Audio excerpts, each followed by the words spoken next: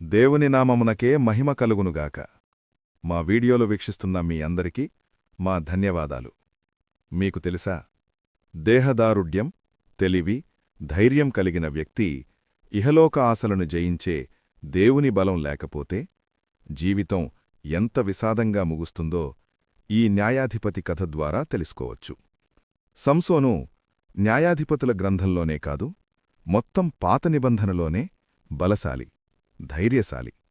సంసోను జీవితం ఆద్యంతం ఉత్కంఠగా ఉంటుంది. అందరికీ తెలిసిన కథ. ఫిలిస్తీయుల చేతిలో నుండి, శత్రువుల చేతిలో నుండి ఇశ్రాయేలీయులను విడిపించడానికి దేవునిచే పుట్టుకకు ముందే ఏర్పాటు చెయ్యబడిన వ్యక్తి. దేవునికి నాజీరు చెయ్యబడిన వ్యక్తి. ఒక గొప్ప పనికి దేవుడు ఎన్నుకున్న వ్యక్తి. కాని మనిషికి ఎంత బలమున్నా, ధైర్యమున్నా, తాను అనుకున్నది చెయ్యగలను అని ధీమా ఉన్నా, ఇహలోక ఆశలను జయించే బలం లేకపోతే అన్నీ సున్నా అని సంసోను జీవితం ద్వారా మనం తెలుసుకోవాలి. బలముంటే సరిపోదు, దేవుని ఆత్మీయ బలం కూడా ఉండాలి. ఆయన చిత్తానికి లోబడాలి, ఆయన ఆజ్ఞలకు లోబడాలి, దేవుని విధులకు లోబడాలి.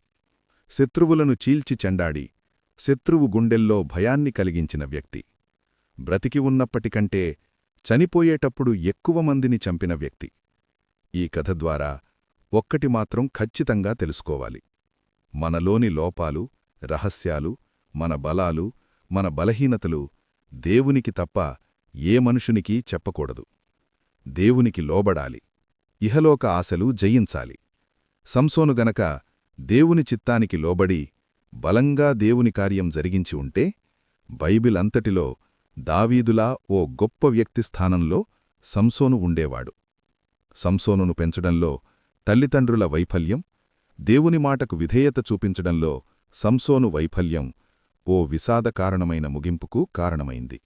కాని దేవుడు ఫిలిస్తీయుల విషయంలో చెయ్యాలనుకున్నది సంపూర్ణంగా కాకపోయినా సంసోను ద్వారా కొంతవరకు మాత్రం జరిగింది. ఈనాటి తరానికి, యువతరానికి సంసోను కథ ఓ జ్ఞాన దీపిక, మంచి చెడులను తెలియచేసే ఓ దర్పణం.